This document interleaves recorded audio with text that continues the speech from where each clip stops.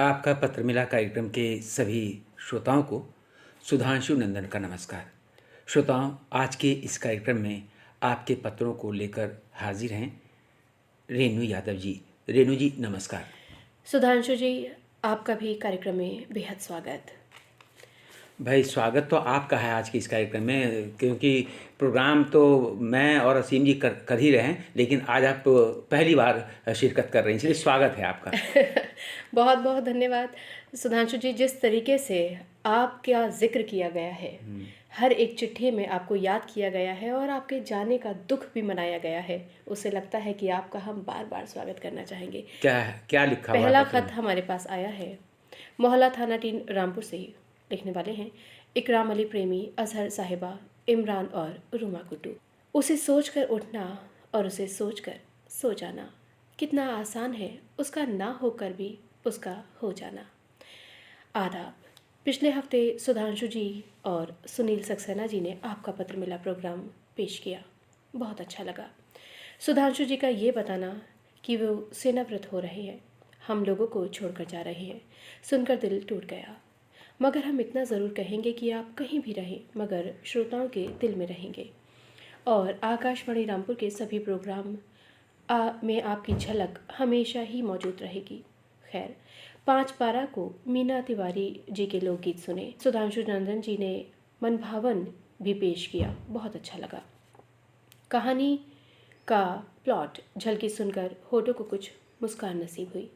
कामयाबी का सफ़र सुधांशु जी ने जो सुनाया, उसमें 100 करोड़ वैक्सीन पूरे होने पर आधारित ये कार्यक्रम को सुनकर खुशी हुई।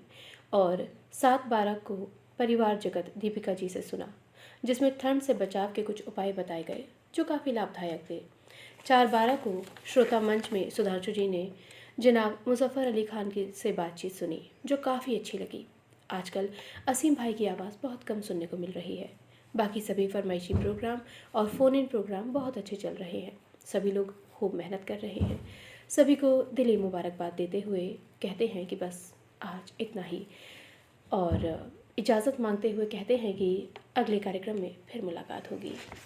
आमीन, ऐसा ही हो। अगले प्रोग्राम में फिर मुलाकात होगी पत्रों के माध्यम से, जैसा कि इकराम जी ने कहा है, ज़रूर होगी मुलाकात। इकराम अली प्रेमी साहब, आपका तहे दिल से शुक्रिया कि आप हमारे एक नियमित श्रोता के रूप में आप हमें हर सप्ताह पत्र भेज रहे हैं।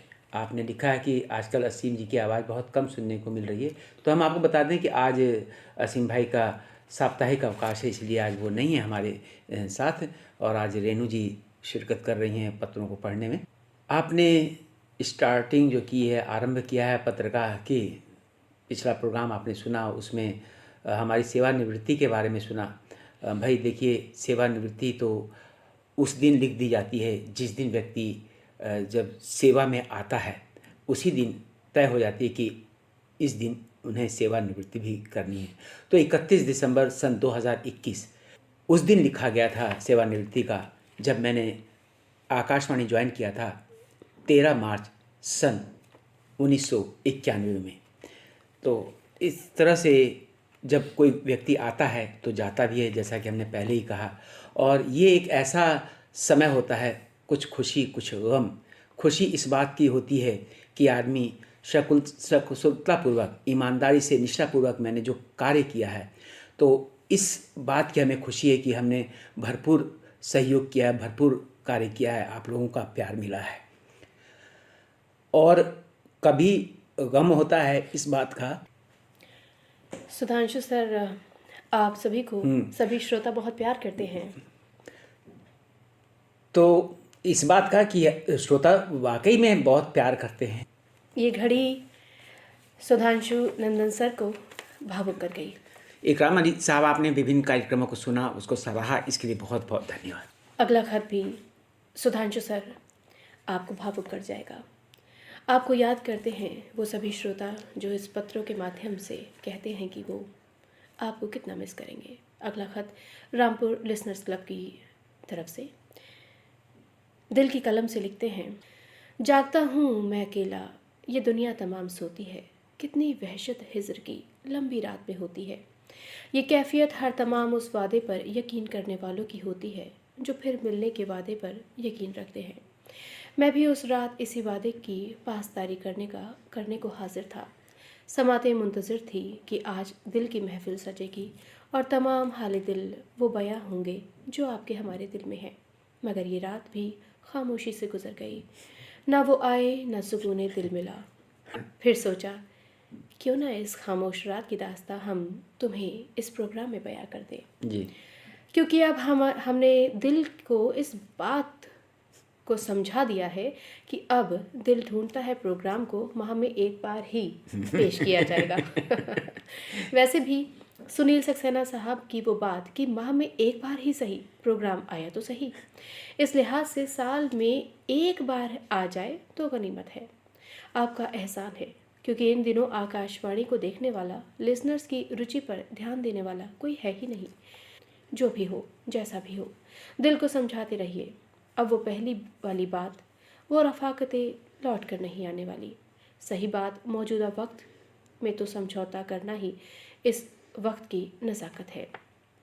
पिछला आपका पत्र मिला सुना, जिसमें सुनील सक्सेना जी ने श्रोताओं के खत पढ़े। अंदाज बहुत प्यारा लगा और ख़तों की तादाद भी खूब थी। इसी प्रोग्राम में सुधांशु जी ने एक राज से पर्दा उठाया कि जो आता है उसे जाना होता है।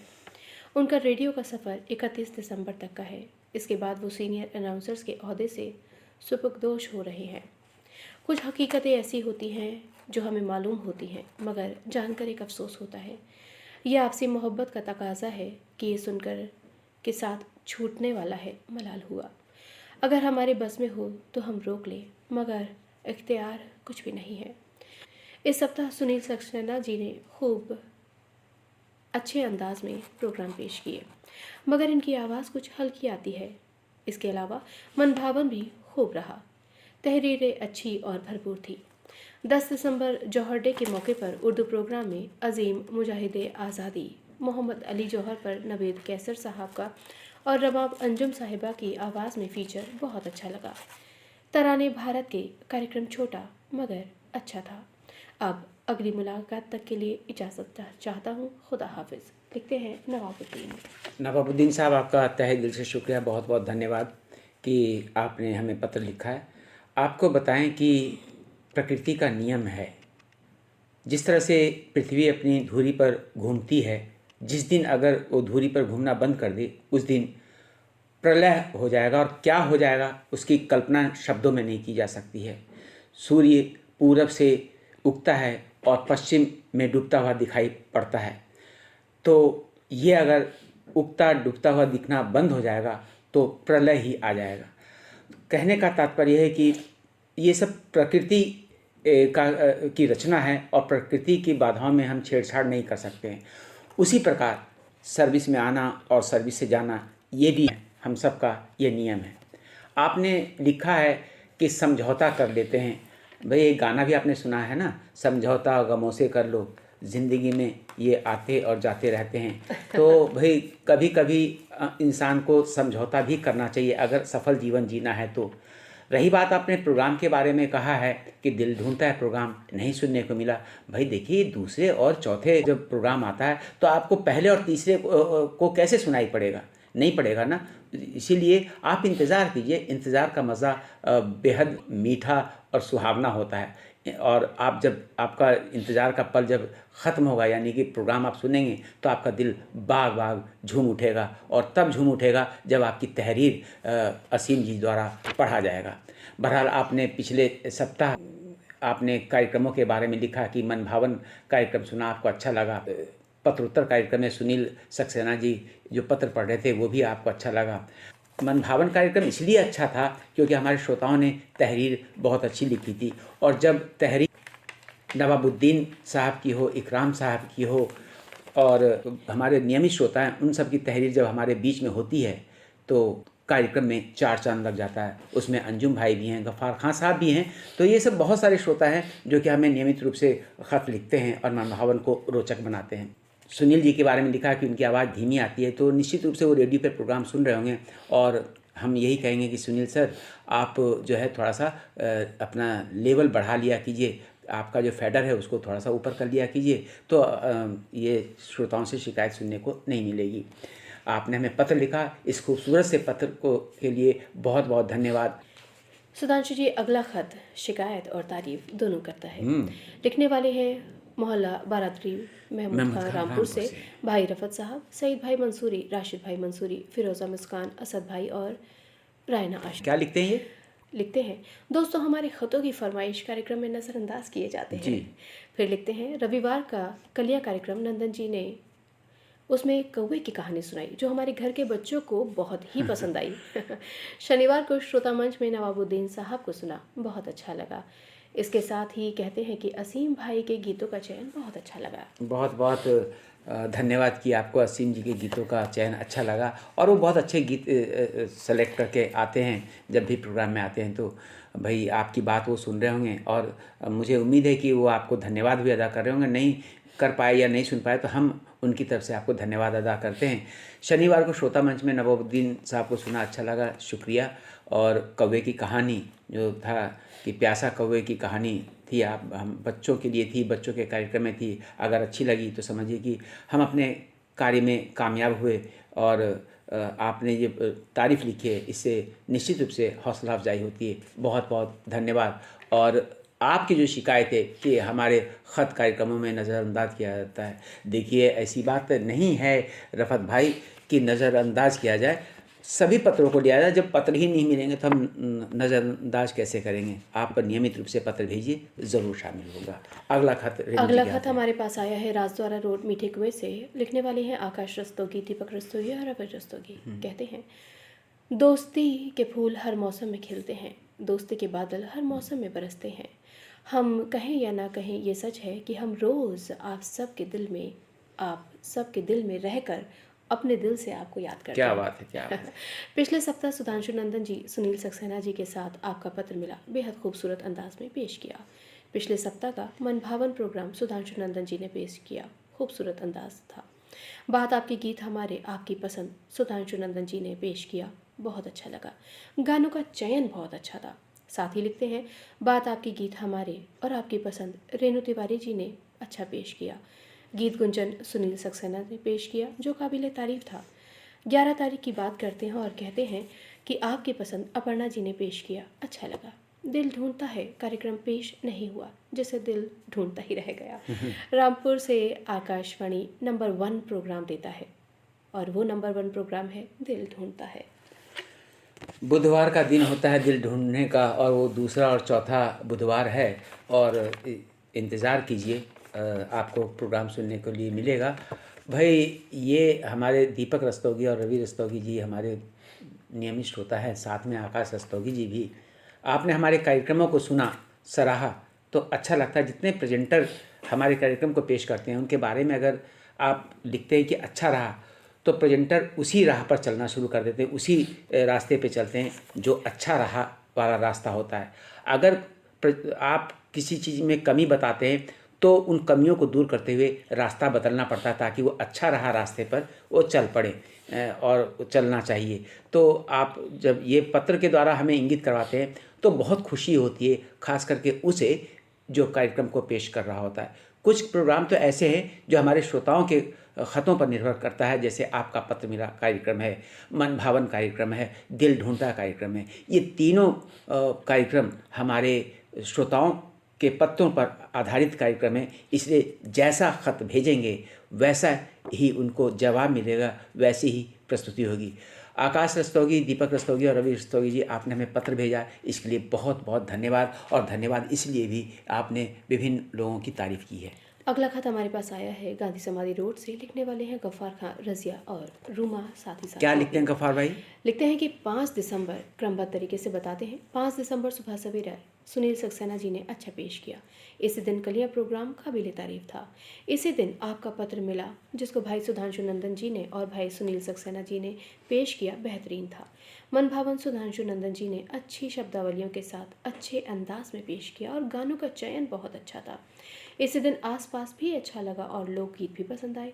6 दिसंबर एमन तंजील ने इस दिन सुधांशु नंदन जी ने आपकी बात गीत आपकी बात हमारी बहुत अच्छे अंदाज में पेश किया। साथ ही इन्होंने कहा कि फिल्म पगली कहीं का गाना मुझे बहुत अच्छा लगा। अनुरोध गीत अर्शी मसूद ने अच्छा पेश किया। 7 दिसंबर सुबह सवेरे गीत गुंजन रेणु यादव ने अच्छा पेश किया। आज शाम और अनुरोध गीत अर्शी ने शानदार पेश किया। 8 दिसंबर सुबह सवेरे गीत गुंजन सरस्वती जी ने अच्छा पेश किया। और इसी दिन बात आपके गीत हमारे आपकी पसंद मुकेश के गाए गीतों के साथ सुधांशु नंदन जी ने बेहतरीन पेश किया। इस दिन एक कदम स्वच्छता की ओर अच्छा लगा। और मिशन कोरोना बराबर सुन रहे हैं, मगर सभी प्रोग्रामों के साथ हमें 9 दिसंबर 10 दिसंबर के भी सभी प्रोग्राम बहुत खूबसूरत अंदाज में पेश किए गए। और भाई गफ़ार खान साहब, आपने बहुत सारे कार्यक्रमों की तारीफ की, इसलिए बहुत बहुत धन्यवाद। हम आपके आभारी हैं। रेणु जी, आपको भी तो धन्यवाद देना किसी बात के लिए। गफ्फार खान साहब, आपका बहुत बहुत धन्यवाद। और गफ़ार साहब, आपने पिछले दिनों के बहुत सारे कार्यक्रम सुने। हमें बहुत अच्छा लग रहा है कि आप नियमित रूप से हमारे कार्यक्रमों को सुनने 6 तारीख से लेकर के 10 तारीख तक, यानी 6 दिसंबर से 10 दिसंबर तक आपने लगातार कार्यक्रमों को सुना और क्या बारीकियों से सुना। आपने इसमें लिखा है, तुम मुझे भुला ना पाओगे पगला कहीं का गीत आपको बहुत अच्छा लगा। भाई सचमुच में जब किसी कोई हमारे बीच में होता है और जब हमें वो अच्छा लगने लगता है तो उसे कभी भुलाया नहीं जा सकता, हमेशा उसे याद रहा जाएगा और किया जाता रहा है। और उसी तरह से आप सभी श्रोता भी हमेशा याद किए जाते रहेंगे और याद आते रहेंगे। बहरहाल आपने पत्र भेजा, इसके लिए बहुत बहुत धन्यवाद। अब कार्यक्रम का समय देखिए। सुधांशु जी, हमारा कार्यक्रम का समय तो आगे बढ़ गया है, तो अब नमस्कार करके इनके साथ इजाज़त लेते हैं। लेकिन नमस्कार इजाज़त तब होगी, पता बताइए, हमारा पता क्या है? हमारा पता है, आपका पत्र मिला कार्यक्रम द्वारा केंद्र निदेशक आकाशवाणी रामपुर, पिन संख्या 244901। और अब इस वादे के साथ हमें आज का ये कार्यक्रम समाप्त करने की अनुमति दीजिए कि अगले सप्ताह इसी दिन इसी समय इसी कार्यक्रम में एक बार पुनः उपस्थित होंगे। तब तक के लिए रेणु यादव और सुधांशु नंदन को अनुमति दीजिए। नमस्कार।